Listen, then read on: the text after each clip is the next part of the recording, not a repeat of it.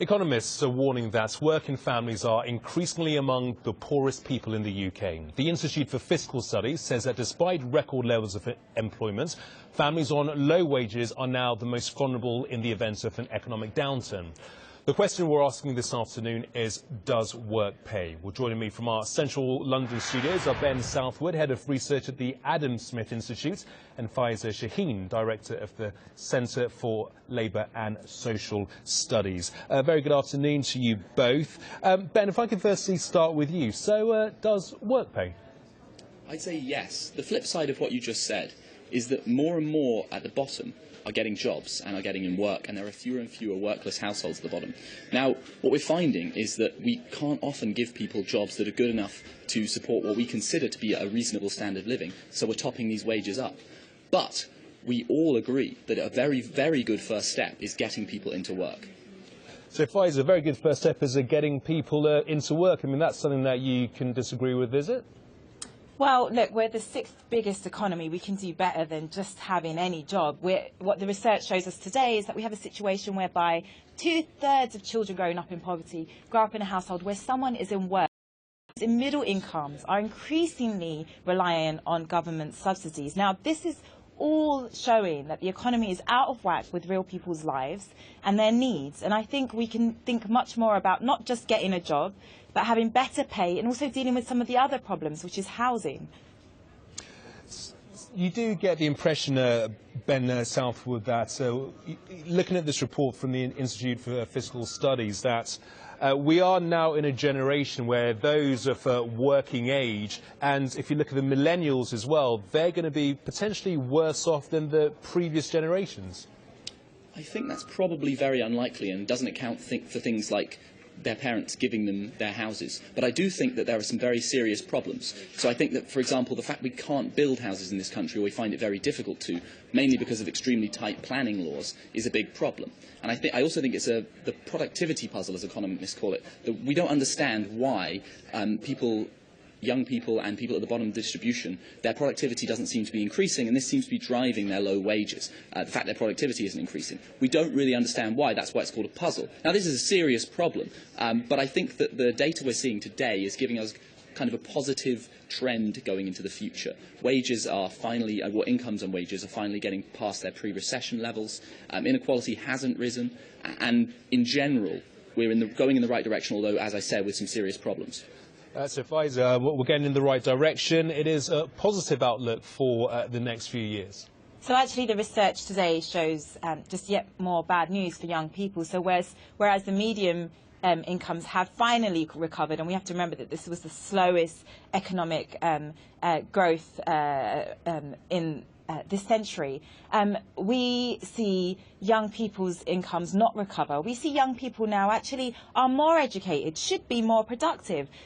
It's gone very wrong here, and I wonder what that puzzle is. We see where young people are coming out of university or higher degrees, and they are not able to find jobs that are suitable to their skills. Now, our economy is not creating the right types of jobs. We have a situation now where we see more instability, potentially, and economic slowdown, and this is a key point at which the government needs to invest more in creating good jobs. And Ben Southwood, I mean, there will be a lot of people watching this who will say, well, look, it's one thing that employment figures are at record highs, but ultimately, if people aren't paid well enough, they're not going to be happy with that, and that's going to have a detrimental impact on the economy as a whole. That does make sense. But what you have to remember is most of this is coming from big global trends we don't fully understand. When we talk about robots taking our jobs, well, this is exactly what they're doing. People at the bottom end are unable to, or not unable, but are finding it very difficult to compete with all the new advanced technologies that are making them basically less competitive. Now, what we have decided as a society is, okay, it's good for people to have jobs. Sometimes they don't pay quite enough for what we think a reasonable standard of living is, so we top them up from the general gains we get as a society from technological improvement. We can't just make people be able to do jobs that create things people want. The market tells us what jobs are needed, and then we fill those jobs. I think it's kind of Panglossian to imagine that government can just magic up these jobs creating things, unless they're things that we actually want.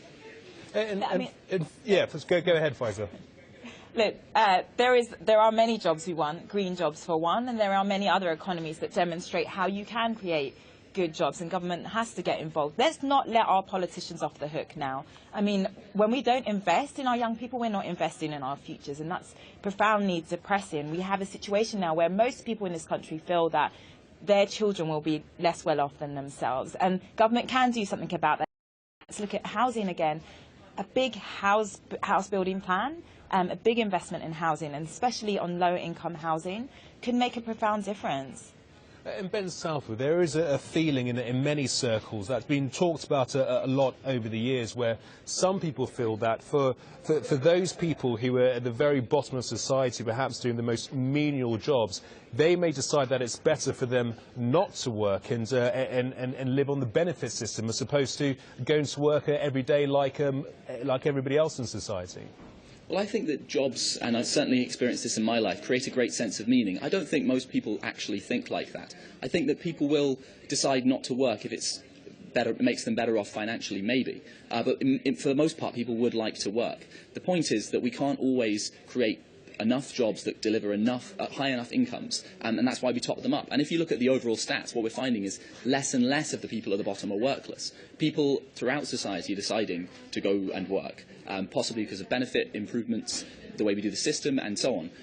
But overall, what we're seeing is people are going into jobs and people are making that decision. Faisal Shaheen, whose responsibility should it be in order to provide well-paying jobs for people? Should that be the responsibility of the government, or should it be the responsibility of private business? Sure, there's a combination there, and certainly we need less Mike Ashleys for the kind of Sports Direct situations where people are paid very low wages, have very poor conditions, and we need more type of John Lewis's, if you want, where employees have real stakes in those in that employment, in that workplace, where they're paid decent wages, and it actually can happen. And yes, of course, in the type of economy we have now, we will need some government subsidies to top up wages. But the levels at which we see right now, we can't continue on this trend. People expect to have a good day's work, and they work hard. They should expect to get a decent wage in return, and that's not too much to ask for. Okay. Southwood, Head of Research at the Adam Smith Institute, and Faisal Shaheen, Director of the Centre for Labour and Social Studies. Thanks to you both for joining us this afternoon. 3 people have been shot dead near a swimming pool in Spalding. Lincolnshire police say the suspected gunman is among the dead and that police officers did not fire any shots. Sky's Fraser Maud is at the scene. Police officers not looking for anybody else, Fraser?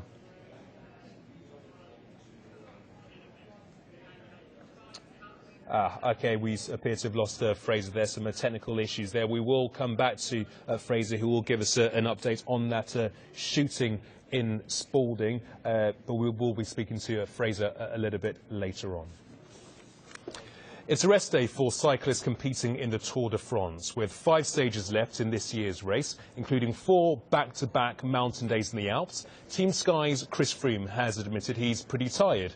Froome trains in the south of France, so Enda Brady, who sat down with him this morning, began by asking him about the attack in Nice last week. It's horrific. I mean, those scenes that were coming out from the Promenade des Anglais last week just were, I think it just stopped all of us dead in our tracks. Even here on the race, obviously, even though we feel as if we're in our little bubble, when that happened, it puts everything into perspective. I mean, it feels pretty full on and intense here, but when you see something like that, it reminds you that there's a lot more to life. In the run-up to the Tour, did you have any concerns about security, because you guys are so exposed out there every day?